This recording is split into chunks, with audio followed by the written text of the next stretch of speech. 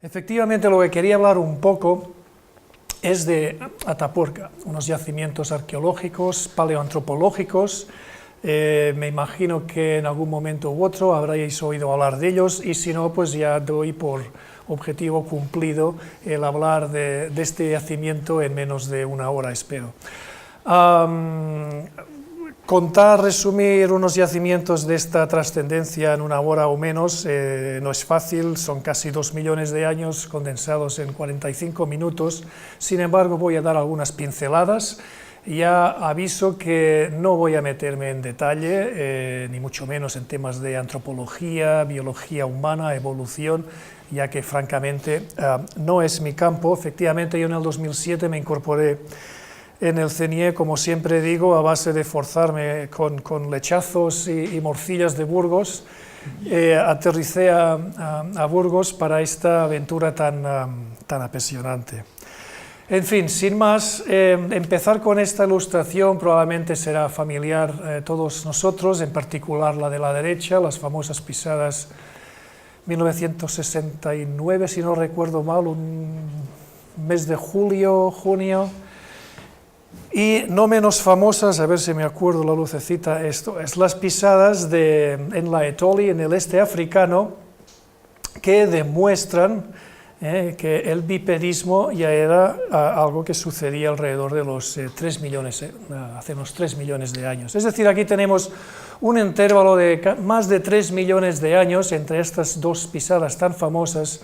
No obstante, hay un largo recorrido y la verdad, tenemos más incógnitas que datos en cuanto al complejo recorrido que unen estas dos pisadas. Aquí quizás tenemos un exceso de luz.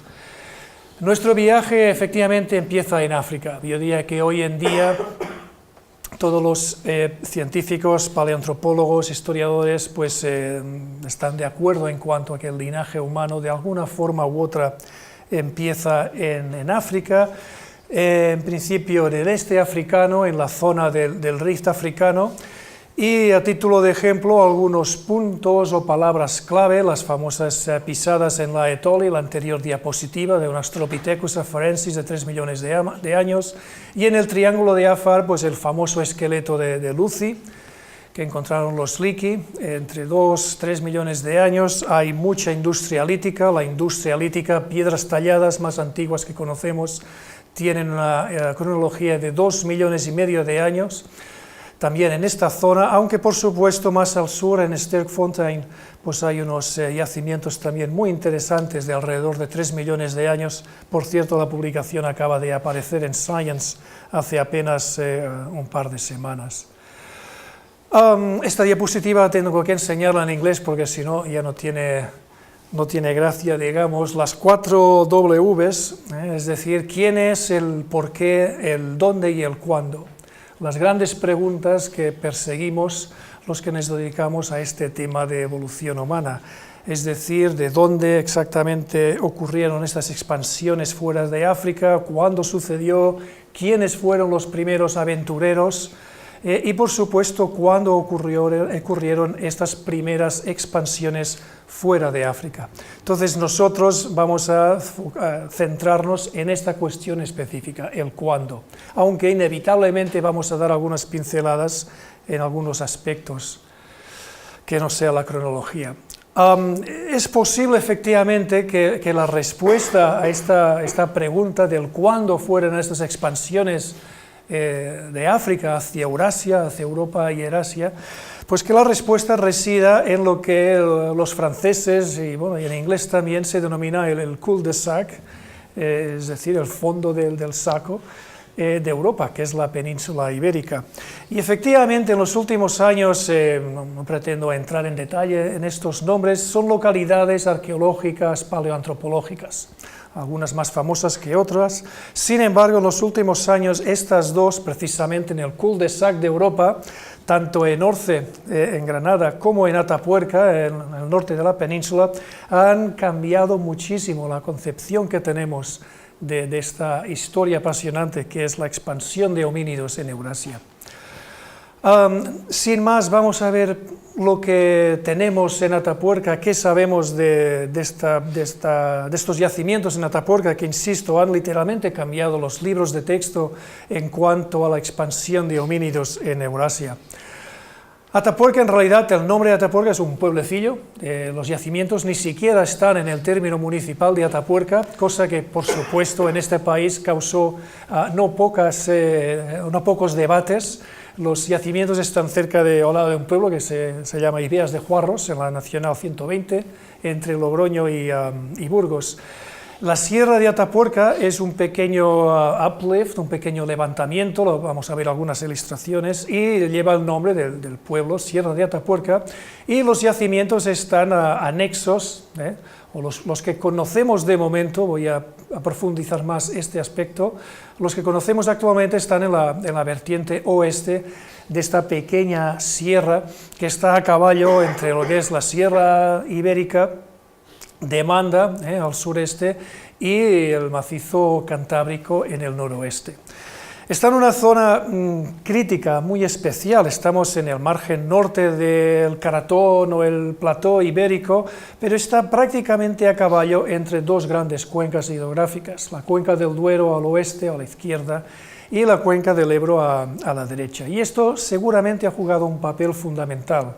Es un clima muy particular, teníamos una influencia atlántica, también había una influencia mediterránea, entonces está en una zona de paso también entre las dos cuencas, y esto sin duda en parte ha determinado esta zona y explica esta riqueza que vamos a ver en unos segundos. Un croquis en la parte superior del sistema kárstico, son cuevas que se desarrollan en Atapuerca, vista en un plano vertical, son un sistema de galerías. El complejo kárstico per se no es particularmente grande, desarrollado, sin embargo hay básicamente tres pisos, tres desarrollos de niveles de galerías. Aquí tenemos un aspecto viniendo desde Ibea, desde Juarros, el típico aspecto del páramo, de las zonas estas septentrionales de la cuenca del Duero, muy llana, y de golpe nos encontramos este relieve, esta protuberancia, si queremos, que es la Sierra de Atapuerca, un relieve que la parte superior roza los 1000 metros de altitud. Lo caracteriza también esta peneplanicie, la superficie de la sierra es totalmente horizontal, y esto es un aspecto de lo que llamamos la trinchera. Aquí ya podemos ver unos materiales grises, que es la roca de caja, la caliza cretácica, y unos materiales rojos que corresponden al relleno sedimentario, lo vamos a ver en un segundo, dentro de estas cavidades. Es cierto que este corte fue crítico, fundamental en el descubrimiento de la riqueza paleontológica de estos yacimientos. Es un corte artificial, es una trinchera abierta prácticamente a pico y pala, y ganodones explosivos, por supuesto, a finales de los años 1800, para un ferrocarril que transportaba originalmente material de carbón y hierro desde la Sierra de la Demanda hacia Burgos, para luego enviarlo a Bilbao, con destino final el Reino Unido. Era una empresa inglesa y compraba este material a España. Fue económicamente un desastre, esto pilló enseguida la Primera Guerra, y a inicios del 1900 pues ya cerró, se desmanteló, pero la infraestructura, la apertura quedó allí. Y gracias precisamente a esta incisión artificial se pudo llegar a ver estas oquedades, hoy en día rellenas de sedimentos, que forman parte del complejo kárstico de Atapuerca. Una visión aérea. Y aquí podéis ver efectivamente el trazado de la vía del ferrocarril, con algunas canteras, con el objetivo de explotar los áridos, la caliza, y algunos puntos, algunos yacimientos, que si vais algún día al yacimiento son los que vais a ver: Sima de Elefante, Galería, Grandolina, Cueva Mayor. Realmente es un festival de yacimientos. En realidad deberíamos de referirnos a los yacimientos de Atapuerca. Van desde la Edad de Bronce hasta los homínidos de más de 1 millón de años. Se excavan todas estas localidades y algunas más que no se ven en esta ilustración. el trazado de la vía de tren, como decía. Sin embargo, aquí hay un acceso, es decir, a partir de este punto, en Cueva Mayor, se puede acceder dentro del sistema kárstico, dentro de estas galerías que están dentro de las calizas cretácicas. Muy bien, en fin, sin querer profundizar mucho, pero solo para recordar este tema, las cuevas se desarrollan no solamente en materiales carbonatados o calizas y dolomías, también en yesos y en otros materiales. Estas se desarrollan en calizas y normalmente el desarrollo de estas cavidades se debe o responde a las fluctuaciones del nivel freático de los ríos, es decir, la incisión progresiva de los ríos, que a su vez puede estar controlada tectónicamente por el nivel marino, etc. Entonces, solamente una forma muy simplista de recordar que el desarrollo de distintos niveles de cueva responde a esta incisión progresiva del río principal, que en este caso es un afluente del Duero. En este diagrama podemos ver dos sistemas, dos galerías. Por supuesto, la anterior es más vieja. En Atapuerca tenemos tres niveles de galerías que indicarían tres periodos o tres grandes periodos de estabilidad en cuanto a la incisión fluvial. Por supuesto, dentro de las galerías hay un festival también de estalactitas, espeleotemas, que sabéis que es la reacción contraria. Aquí lo que tenemos es precipitación de carbonato cálcico y va formando grandes espeleotemas o pequeños. Aquí tenéis algunas estalactitas, estalagmitas, columnas, en fin, lo característico en cualquier cueva desarrollada en sistemas kársticos. Un aspecto de una de las galerías más grandes que se desarrolla en Atapuerca, la Galería del Coro, que el nombre proviene precisamente de un grupo de monjas y monjes que a veces utilizaban esta sala para gozar de sus cantos. Bien, pero lo que nos interesa más es el relleno sedimentario de estas cuevas. Las cavidades que se desarrollan en la caliza, por disolución química muy lenta, pueden llegar a abrirse por brechas, colapsos, la propia disolución de la caliza, y estas cavidades pueden llegar a conectarse al exterior. En el momento que ocurre esto, estamos generando, digamos, y me refiero a ello con todo cariño, unas cloacas naturales preciosas para geólogos, puesto que material, sedimento de superficie puede empezar a introducirse, a penetrar en las cavidades y formar auténticos cuerpos sedimentarios como los que veis en esta diapositiva. Por supuesto, sedimentos pueden incorporar restos de animales, restos de homínido, cualquier detrito que esté en superficie, y es básicamente el caso de Atapuerca. En un nutshell, como dirían los ingleses, una pequeña síntesis, pues el karst en sí, las cuevas se desarrollan en calizas y dolomías cretácicas. Sistemáticamente se está excavando desde el 1978, desde que Emiliano Aguirre empezó a dirigir de forma sistemática, organizada las excavaciones. Está en la lista de la UNESCO desde el año 2000, y entonces ya desde un punto de vista científico, por supuesto, representa la localidad con mayor número de fósiles e industria de homínidos en toda Europa. En cuanto al Pleistoceno medio, contiene prácticamente el 90% de fósiles humanos de todo el mundo. Esto es un hecho también, con como mínimo 28 individuales de esta especie que llamamos heidelbergensis, del Pleistoceno medio. Se ha definido de momento una nueva especie, el Antequesor, es decir, el pionero, el hombre que va adelante con más de 90 restos humanos fósiles. Vamos a ver algunos ejemplos.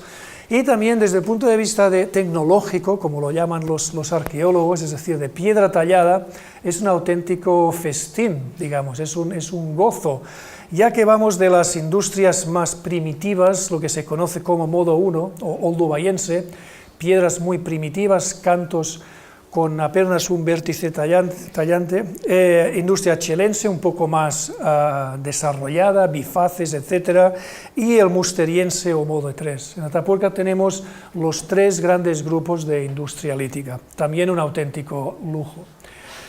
Este es un aspecto de uno de los puntos de muestreo en Grandolina, la parte alta, el nivel a lo que referimos, que llamamos TD10. Este ha proporcionado musteriense en la parte alta y mucho acheliense en este nivel que veis. Esto precisamente es el aspecto que veríais si vais a ver los yacimientos en junio o julio, que es cuando las excavaciones tienen lugar.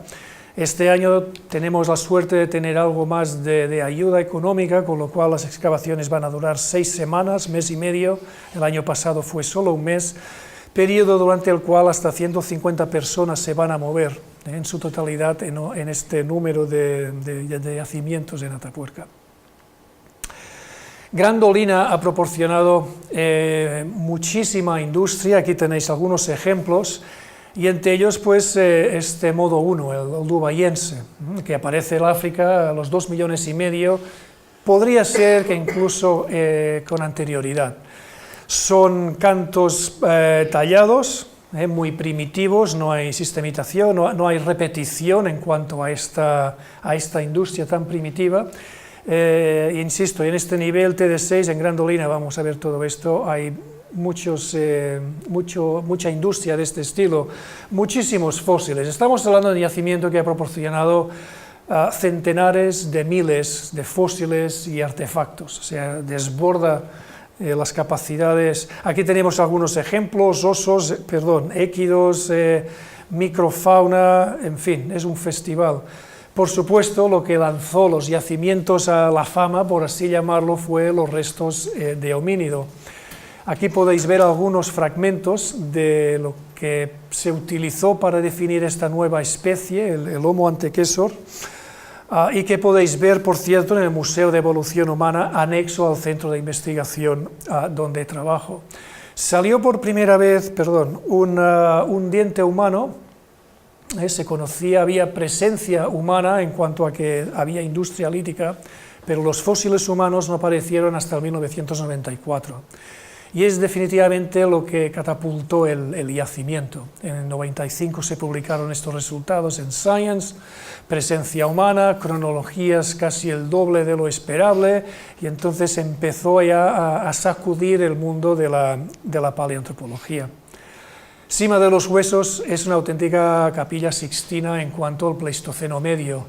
Heidelbergensis, de momento se llaman así, unos cráneos que parecen que sean de hace pocos meses, prácticamente reconstrucciones enteras de esta especie, una pelvis que se bautizó como Elvis, preciosa, que está en el museo también, el famoso cráneo 5, el Miguelón, un auténtico gozo desde el punto de vista paleoantropológico, que insisto, no voy a meterme más en ello porque no es mi campo.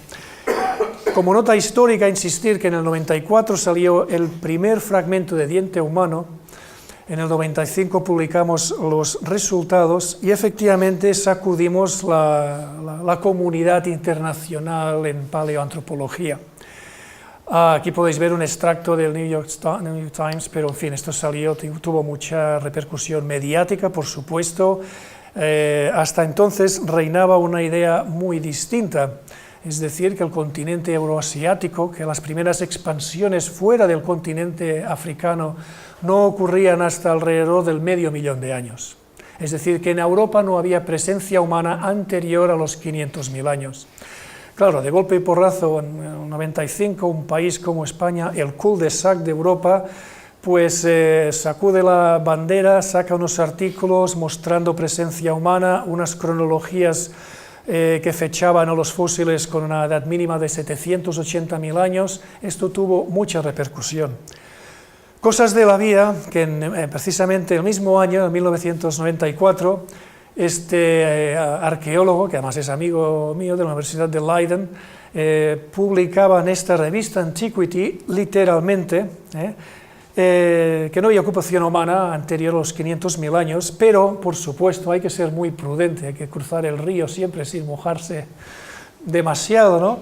Encontrar solo un afloramiento, un yacimiento con presencia humana antigua, pues, por supuesto, echaría por el suelo esta teoría que llamaban short chronology, es decir, las cronologías recientes para ocupación humana. Efectivamente, nosotros en el 95 pues aportamos un material muy sólido que echaba por el suelo, hablando en plata de esta cronología corta, ya que aportábamos una cronología prácticamente el doble de lo esperable. Bien, dicho esto ya, y para entrar un poco más en detalle, como veis, uno de los factores críticos es la cronología, es la antigüedad. Y esto es precisamente el punto más débil en muchísimos de los yacimientos arqueológicos y paleontológicos, no solamente de Europa, sino de todo el mundo. Y ocurre también en geología, los que estáis aquí, que os dediquéis a ello, es decir, la antigüedad. ¿Cuándo ocurre esto? ¿Qué edad tiene esta piedra? Esto todavía es la clave fundamental, y especialmente en este campo. Entonces, quería gastar 2 o 3 minutos hablando de la metodología, nuestro approach, digamos, en cuanto a datar estos yacimientos. Son técnicas que están implantadas en el CNIE, en el Centro Nacional de Evolución Humana, son unos laboratorios que en cuanto a instrumentación pues no existen, la mayoría de ellos en el país, lo cual fue también un poco el catalizador de este centro de investigación, es decir, un punto focal que aglutinara los pilares de arqueología y especialmente en cuanto a geocronología. Voy a hablar 4 métodos. Uno de ellos es, se podría llamar, no lo tengo aquí apuntado, métodos de exposición a la radiación, que básicamente es la resonancia paramagnética, aquí tenéis su acrónimo en inglés, resonancia paramagnética, y la luminiscencia. Estos son métodos muy estandarizados, no sé si estándares, en el cuaternario, entendiendo como cuaternario los últimos 2,5 millones de años, y básicamente lo que miden es el efecto progresivo que sufren ciertos minerales, y en particular cuarzo y feldespato, y también el esmalte dental, en el transcurso del tiempo, debido a pequeñas dosis radiactivas naturales. Muchísimos minerales contienen isótopos radiactivos, como por ejemplo el uranio, el torio, el potasio, son muy frecuentes, como sabéis, en arcillas, y estos minerales, pues debido a su caída espontánea natural, la desintegración, producen una dosis muy pequeña de radioactividad, sin embargo suficiente como para crear unos daños a nivel de célula cristalina de estos minerales o también en dientes. Básicamente estos dos métodos, tanto la resonancia como la luminiscencia, miden este daño progresivo causado en los minerales.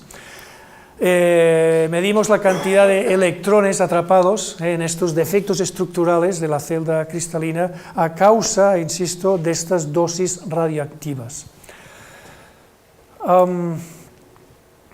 Series del uranio, pues un método que también tiene muchísima aplicación en sedimentos o en contextos kársticos, ya que se aplica de forma estándar en espeleotemas, en carbonato cálcico. Básicamente se basa en la caída del uranio del 238, cuyo producto final sería el plomo, que aquí no aparece en esta diapositiva. Sin embargo, debido al periodo de semidesintegración del torio, utilizamos esta pareja, el uranio, respecto al uranio, el torio, y podemos fechar materiales de alrededor de hasta 400, 500 mil años en relación a estos dos isótopos, el padre, que es el uranio, y en este caso el hijo, que es el torio. Aquí tenéis un muestreo que hicimos encima de los huesos, y el aparato que tenemos en el CNIE es un espectrómetro de masas, básicamente es una balanza atómica, si queréis, y mide las razones, la cantidad relativa de uranio en relación a torio, conociendo el padre que queda, el hijo que ha quedado, y midiendo la relación y conociendo, por supuesto, el periodo de semidesintegración, podemos calcular la antigüedad de estos espeleotemas, que, insisto, de forma, digamos, satisfactoria, yo creo que se pueden alcanzar los 500.000 años, aunque hay estudios que han empujado esta técnica algo más allá. Una técnica un poco más novedosa, reciente, que todavía la estamos depurando, se conoce como los núclidos cosmogénicos. Esta requiere una instrumentación mucho más compleja, aceleradores, 3, 5 megavoltios, o sea, ya grandes infraestructuras. Y esta también a mí me fascina, también se basa en esta propiedad, la radioactividad. En este caso lo que consideramos es granos de cuarzo, como sabéis es un silicato muy abundante en la corteza terrestre. Estos minerales, cuando están en la superficie terrestre, al igual que nosotros, están expuestos a una lluvia, a una cascada continua de rayos cósmicos, del Sol, a rayos ultravioleta, y esta radiación a la cual estamos sometidos aquí mismo, ahora mismo, produce unos pequeños, digamos, daños, unos cambios en algunos minerales en la superficie terrestre y en la parte más alta del subsuelo. Entre ellos está este mineral, el cuarzo, aunque también podríamos utilizar el olivino, algunos feldespatos. ¿Qué ocurre en el cuarzo? Bueno, que es, insisto, a consecuencia de esta incisión de rayos cósmicos, el cuarzo, el mineral cuarzo, que es sílice y oxígeno básicamente, desarrolla a lo largo del tiempo dos isótopos, o varios isótopos, entre ellos el berilio 10 y el aluminio 26. Cuanto más tiempo estos minerales están en la superficie, pues más isótopos se van generando, de berilio al aluminio. Ahora bien, estos minerales de cuarzo, cuando penetran en una cueva, cuando se protegen de esta caída cósmica, por ejemplo, en el interior de una cueva, por un paquete de calizas, esta producción de berilio y aluminio cesa. No hay más producción de isótopos radioactivos, y entonces, por supuesto, como son isótopos radioactivos inestables, empiezan a decaer. El berilio 10 empieza a formar berilio 9, aluminio 26 empieza a formar aluminio 27. Como conocemos el periodo de semidesintegración de estos dos isótopos, podemos calcular lo que llamamos la fecha de enterramiento, es decir, el momento en que estos granos fueron bloqueados, protegidos de la radiación solar. Es un método, como podéis ver, que tiene un gran potencial en estos medios kársticos, también lo tiene en sedimentos fluviales e incluso en sedimentos lacustres, pero su mayor potencial sin duda está en sedimentos de cuarzo. Y esto es de las últimas técnicas que hemos empezado a utilizar en Atapuerca. Y por supuesto, como os ha comentado Belén, y para los que no me conocéis, mi campo es el paleomagnetismo, el magnetismo de roca. Y esto continúa siendo el caballo, el primer frente de ataque, digamos, en cuanto a método de geocronología en estos contextos. Solo una pincelada, estoy seguro que Daniel os ha contado esto multitud de veces, hasta la saciedad igual, pero un par de apuntes importantes en cuanto a comprender la magnetoestratigrafía, una rama del paleomagnetismo. De un lado, por supuesto, nos basamos en el principio de que hay ciertos minerales en los sedimentos que son capaces de alinearse, de orientarse según el campo magnético terrestre, el campo externo.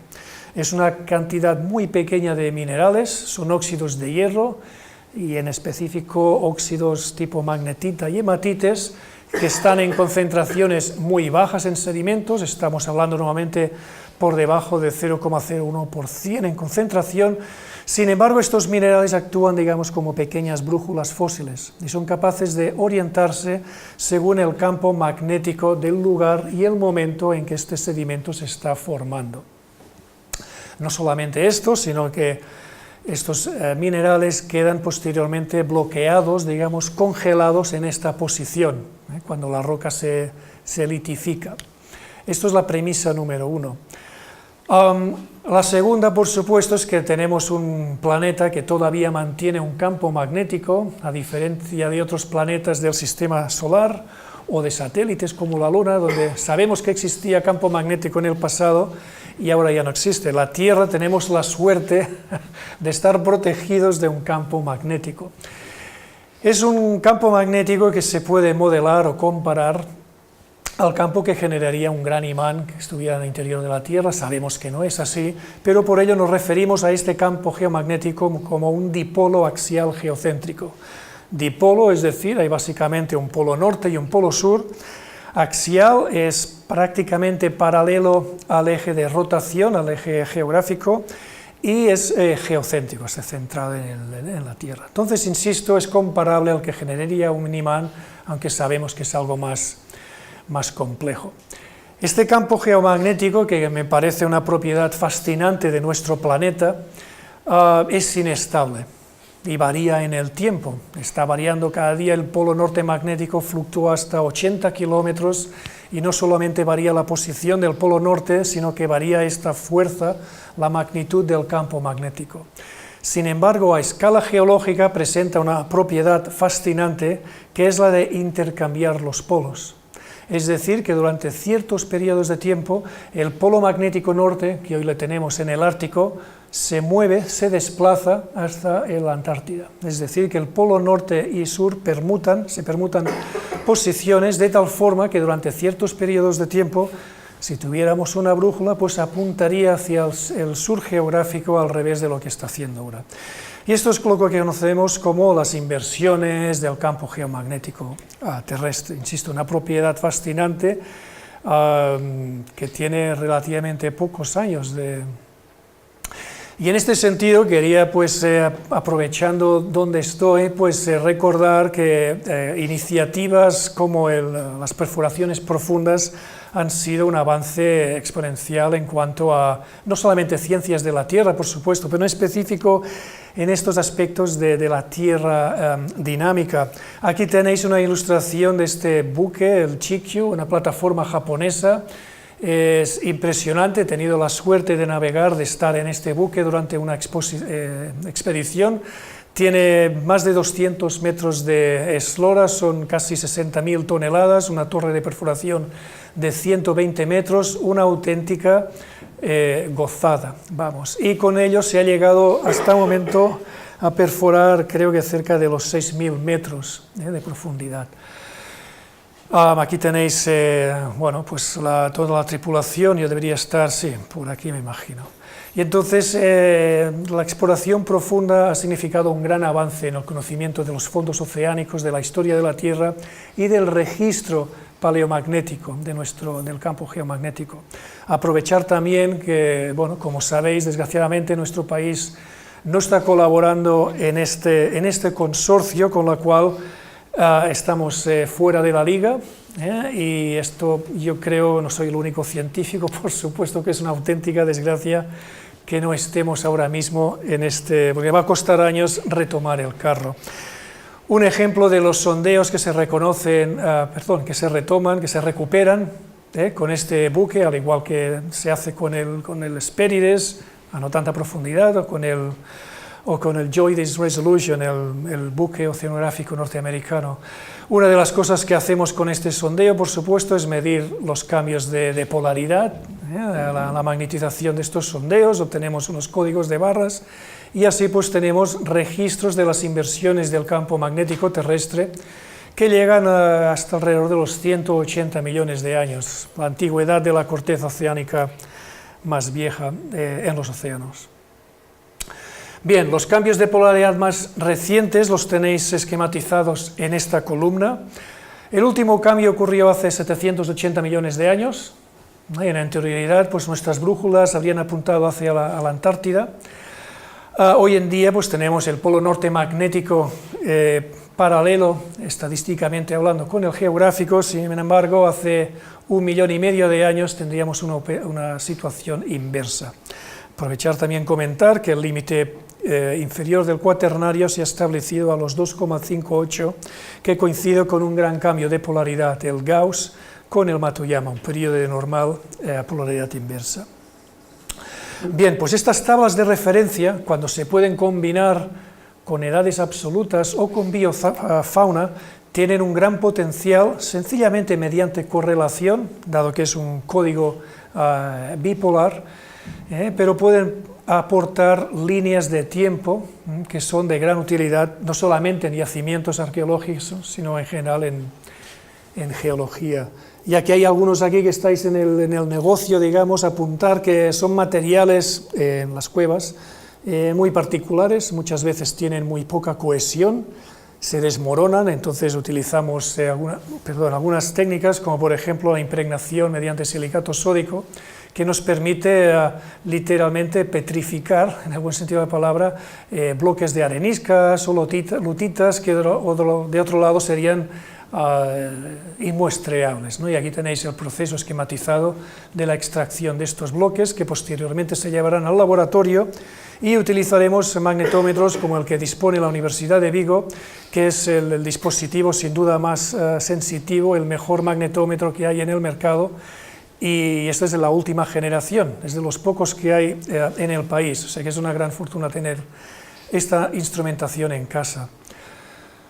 Vamos a ver algunos ejemplos ya específicos en Atapuerca. Aquí tenemos el yacimiento de Grandolina, fue en el año 94, como decía antes, cuando salieron estos primeros dientes homínidos en el nivel TD6, un nivel que posteriormente se bautizó como estrato Aurora, puesto que ella fue la persona que dio por primera vez con dientes humanos en este nivel estratigráfico.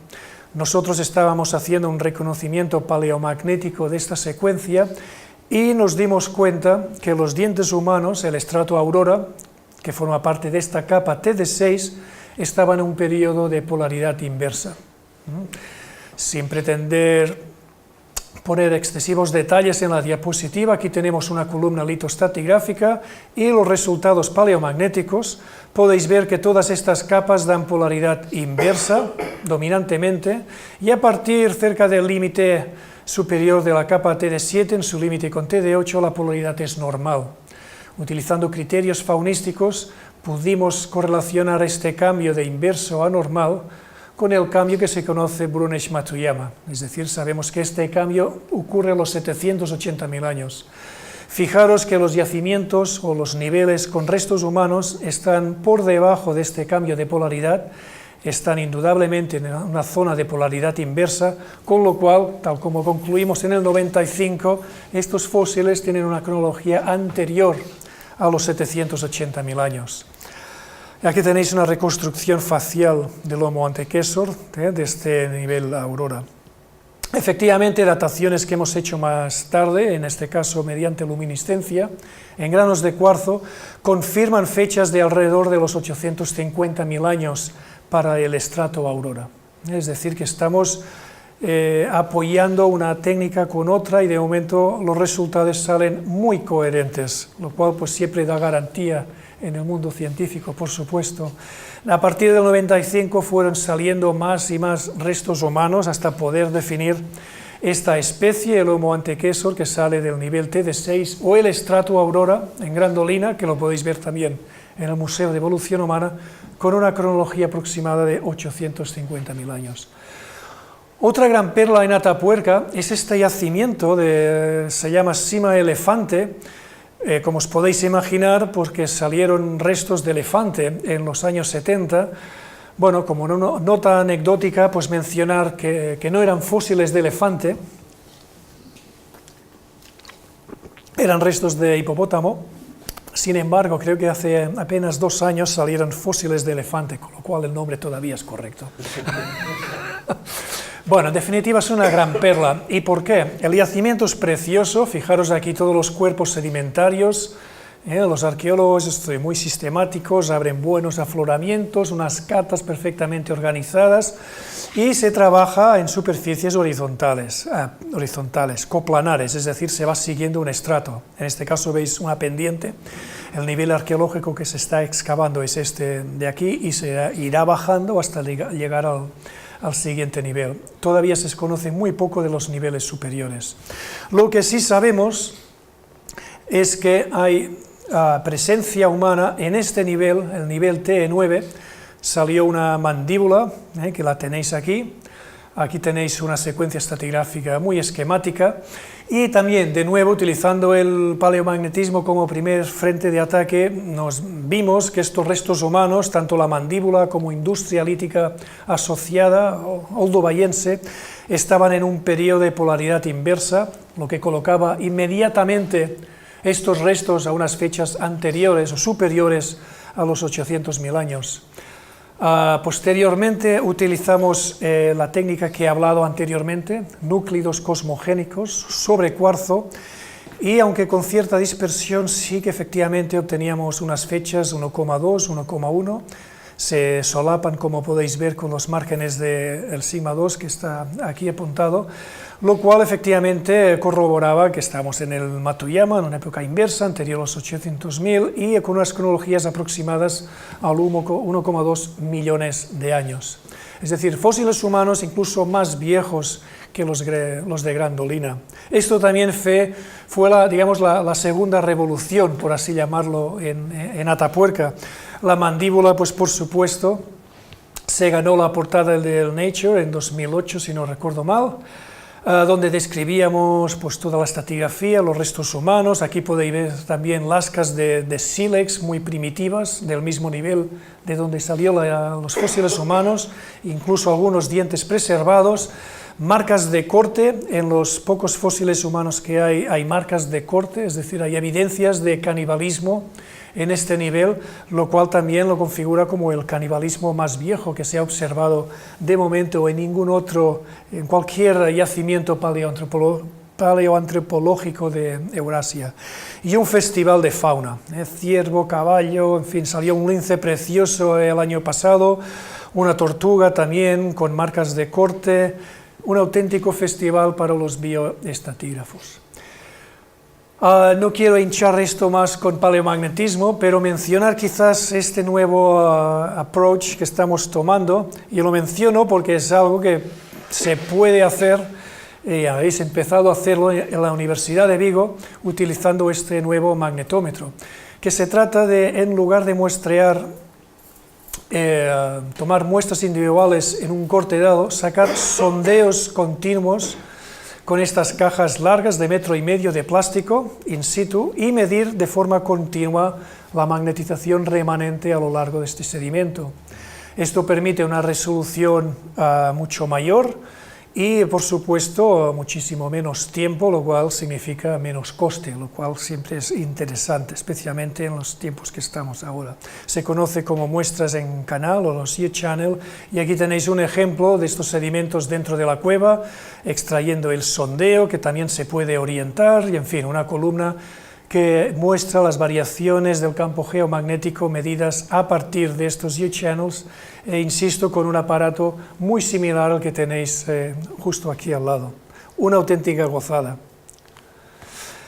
En un plano más paleoantropológico, poner las especies humanas que conocemos en este momento en la escala temporal. El Homo antecessor es la especie que se ha definido en Atapuerca con una cronología alrededor de los 850.000 años. En elefante hay una especie todavía sin definir, escasos fósiles, pero parece ser que es algo superior, algo más antigua que el Homo antecessor, es decir, que estamos alrededor del 1.000.000 de años en cuanto a los yacimientos de Atapuerca. Cima de los huesos, algo más joven, 450.000 años, y en fin, otros nombres que sonarán, la mayoría de ellos africanos, excepto el heidelbergensis y el Homo georgicus, que proviene del Cáucaso precisamente. Tenemos las especies, las tenemos caracterizadas, solo falta el pequeño gran detalle de conectar estas cajas. La tendencia actual, y ahora ya me pongo casi en aguas pantanosas, es que esta especie antecessor tiene unos caracteres que permiten interpretar como un ancestro común a dos grandes ramas. Una sería la rama que sería hacia la izquierda, es decir, que daría a los heidelbergensis, que a su vez daría lugar a los neandertales, y otro lado, el Homo antecessor también daría lugar a nuestra especie, el hombre moderno. Sin embargo, insisto, falta conectar estas flechas. La verdad es que tenemos muchísimos más hiatus, más incógnitas que observaciones. Un par de diapositivas para ver más allá, fuera de Atapuerca, en este apasionante viaje de homínidos fuera de África hacia Eurasia. Recientemente hemos empezado excavaciones en el norte africano. En África, lo que se conoce de África proviene del este. Tanzania, Kenia, Etiopía, el Triángulo de Afar y en Sterkfontein. Sin embargo, el norte africano es poco conocido. y sin embargo está dando unas grandes sorpresas, y quiero mostraros un ejemplo de estas sorpresas. En particular nos iremos al norte de Argelia, en Ain Netch, a 400 o 500 kilómetros de la costa del Mediterráneo, en la cuenca que se conoce de Beni Fouda, insisto, es el norte de Argelia. Aquí tenéis un aspecto general de esta zona semiárida. Son enormes cuencas sedimentarias, poco conocidas, algunas de ellas exploradas en profundidad para ver el potencial en cuanto a petróleo e hidrocarburos en general, pero en general muy poco conocidas. Hay rellenos sedimentarios muy importantes, y aquí tenéis un ejemplo, podéis ver aquí horizontes, capas subhorizontales bien expuestas, la reciente incisión fluvial del Holoceno o del Pleistoceno medio, pues ha producido una serie de cañones, de incisiones, que nos permiten sin gran problema acceder a distintos niveles estratigráficos en esta cuenca. Aquí tenéis un ejemplo, incluye también algunos niveles carbonatados, algunas formaciones palustres, lacustres de carbonatos. Aquí me tenéis a título de ejemplo un aspecto general de estas series estratigráficas. Y aquí uno de los yacimientos que estamos trabajando en Ain Netch, un nivel arqueológico, no se aprecia en la fotografía, sin embargo este suelo que veis aquí, que parece conglomerado, efectivamente es conglomerado, pero la mayoría de cantos son piedras talladas. Estamos hablando de industria oldovayense, esta industria tan primitiva, auténticos suelos de industria oldovayense. Hemos empezado a estudiar la cronología, la sedimentología, y aquí podéis ver un ejemplo. De nuevo tenéis una columna magnetoestratigráfica, es decir, que nos refleja la polaridad de los distintos niveles estratigráficos, aquí los tenéis en profundidad. Y para resumir, lo que tenemos una secuencia que va de inverso a positivo, inverso.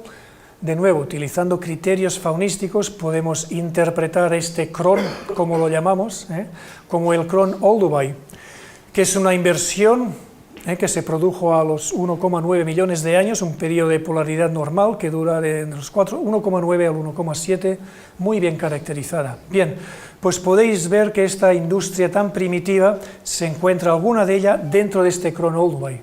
Es decir, ya podemos datar, podemos asegurar que esta industria lítica tiene una fecha, bueno, entre 1,9 y 1,7, que no está nada mal.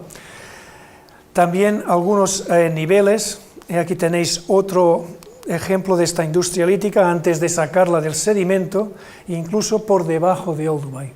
Es decir, que tenemos también, hay evidencia de industria lítica que está por debajo de los 1,9 millones de años, en el norte de África, o sea, a kilómetros, miles de kilómetros del este africano.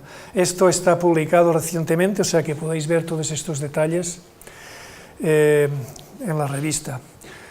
A título de síntesis, pues bueno, quizás mencionar de nuevo que estos métodos de datación, que he podido gastar muy poco tiempo, pero en fin, si queréis estoy dispuesto a resolver o a atender preguntas. Paleomagnetismo, resonancia paramagnética, luminiscencia, las series de uranio-torio, núclidos cosmogénicos, funcionan, son aplicables en medios kársticos, por supuesto, como cualquier método, con sus limitaciones, pero ha permitido catapultar estos yacimientos y niveles paleontológicos. Esto de un lado que me parece que es importante, porque es un cambio sustancial en relación a lo que sabíamos hasta mitad de los años 90. Estas cronologías de Atapuerca nos están indicando, de otro lado, que estas expansiones fuera del continente africano, es decir, hacia Eurasia, son mucho más viejas de lo que estábamos considerando.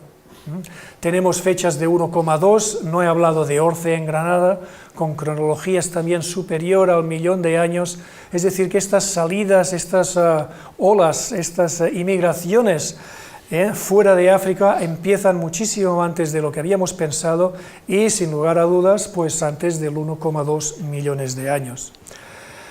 Estos flujos hacia el norte de África, es decir, en Argelia, y estamos trabajando en Marruecos, es una alternativa a la visión clásica de los asentamientos y las salidas del este africano.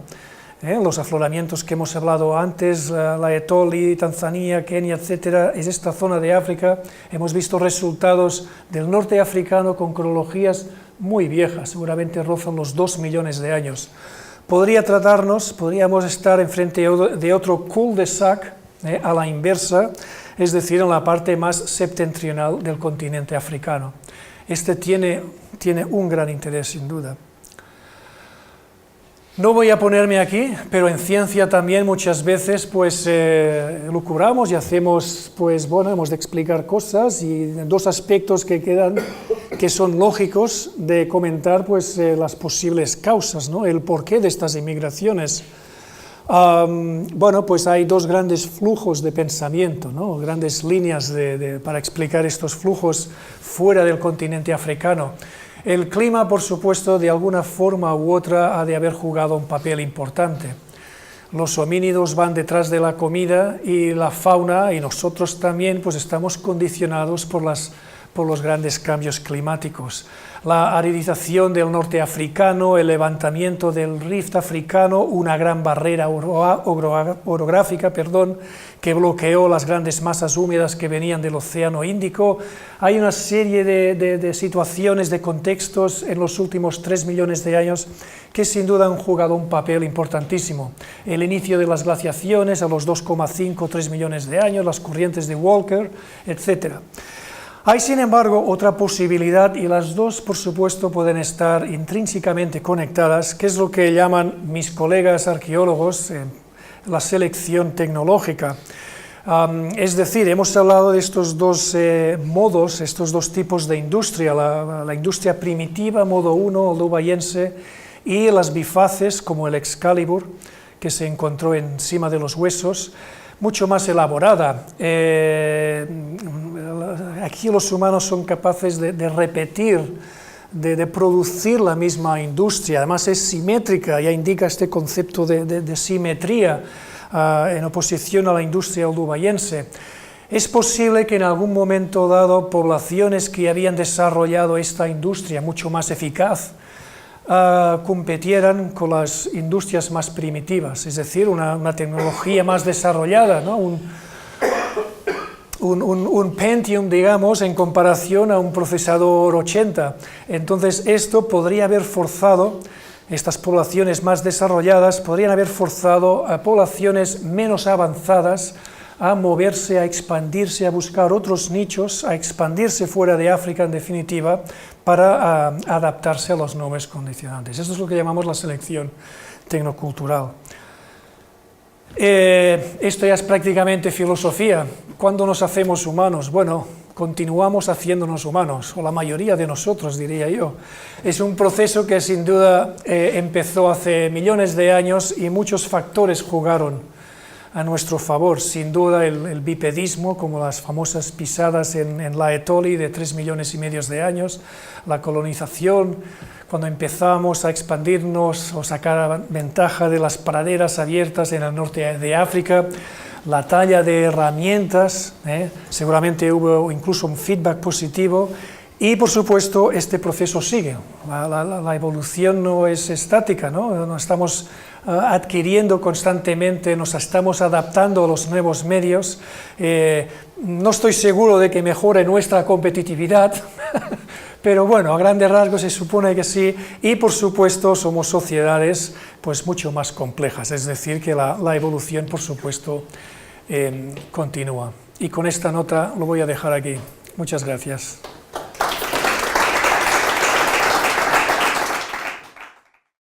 Efectivamente, lo que quería hablar un poco es de Atapuerca, unos yacimientos arqueológicos, paleoantropológicos. Me imagino que en algún momento u otro habréis oído hablar de ellos, y si no, pues ya doy por objetivo cumplido el hablar de este yacimiento en menos de una hora, espero.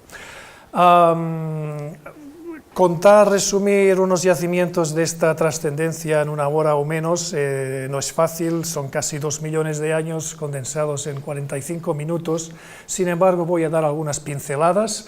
Ya aviso que no voy a meterme en detalle, ni mucho menos en temas de antropología, biología humana, evolución, ya que francamente no es mi campo. Efectivamente, yo en el 2007 me incorporé en el CNIE, como siempre digo, a base de forzarme con lechazos y morcillas de Burgos. Aterricé a Burgos para esta aventura tan apasionante. En fin, sin más, empezar con esta ilustración probablemente será familiar a todos nosotros, en particular la de la derecha, las famosas pisadas 1969, si no recuerdo mal, un famoso esqueleto de Lucy, que encontraron los Leakey, entre 2-3 millones de años. Hay mucha industria lítica, la industria lítica, piedras talladas más antiguas que conocemos, tienen una cronología de 2,5 millones de años, también en esta zona, aunque por supuesto más al sur, en Sterkfontein, pues hay unos yacimientos también muy interesantes de alrededor de 3 millones de años. Por cierto, la publicación acaba de aparecer en Science hace apenas un par de semanas. Esta diapositiva tengo que enseñarla en inglés porque si no ya no tiene gracia, digamos, las 4 Ws, es decir, quién es, el por qué, el dónde y el cuándo.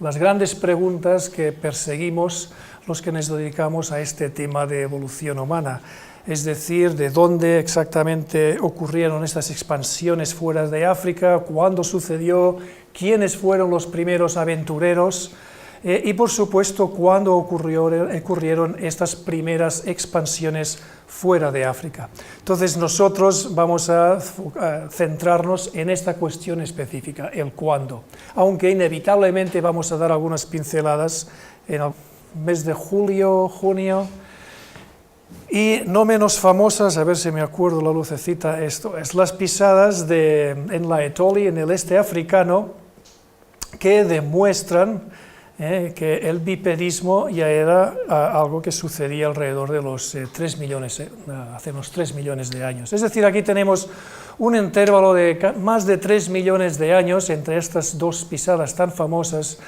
No obstante, hay un largo recorrido y la verdad, tenemos más incógnitas que datos en cuanto al complejo recorrido que unen estas dos pisadas. Aquí quizás tenemos un exceso de luz.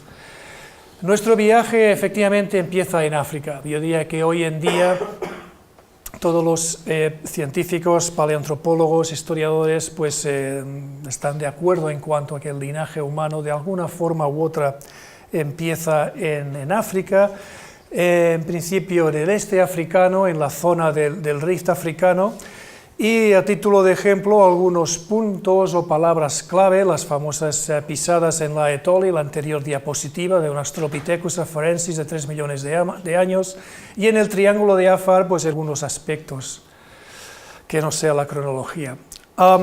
Es posible efectivamente que la respuesta a esta pregunta del cuándo fueron estas expansiones de África hacia Eurasia, hacia Europa y Eurasia, pues que la respuesta resida en lo que los franceses, y bueno, y en inglés también se denomina el cul-de-sac, es decir, el fondo del saco de Europa, que es la península ibérica. Y efectivamente en los últimos años, no pretendo entrar en detalle en estos nombres, son localidades arqueológicas paleoantropológicas, algunas más famosas que otras. Sin embargo, en los últimos años estas dos, precisamente en el cul-de-sac de Europa, tanto en Orce, en Granada, como en Atapuerca, en el norte de la península, han cambiado muchísimo la concepción que tenemos de esta historia apasionante que es la expansión de homínidos en Eurasia. Sin más, vamos a ver lo que tenemos en Atapuerca, qué sabemos de estos yacimientos en Atapuerca, que, insisto, han literalmente cambiado los libros de texto en cuanto a la expansión de homínidos en Eurasia. Atapuerca, en realidad, el nombre de Atapuerca es un pueblecillo, los yacimientos ni siquiera están en el término municipal de Atapuerca, cosa que, por supuesto, en este país causó no pocos debates. Los yacimientos están cerca al lado de un pueblo que se llama Ibeas de Juarros, en la Nacional 120, entre Logroño y Burgos. La Sierra de Atapuerca es un pequeño uplift, un pequeño levantamiento, vamos a ver algunas ilustraciones, y lleva el nombre del pueblo, Sierra de Atapuerca, y los yacimientos están anexos, o los que conocemos de momento, voy a profundizar más este aspecto, los que conocemos actualmente están en la vertiente oeste de esta pequeña sierra que está a caballo entre lo que es la Sierra Ibérica de Manda, al sureste, y el macizo cantábrico en el noroeste. Está en una zona crítica, muy especial, estamos en el margen norte del Caratón o el plató ibérico, pero está prácticamente a caballo entre dos grandes cuencas hidrográficas, la cuenca del Duero al oeste, a la izquierda, y la cuenca del Ebro a la derecha. Y esto seguramente ha jugado un papel fundamental, es un clima muy particular,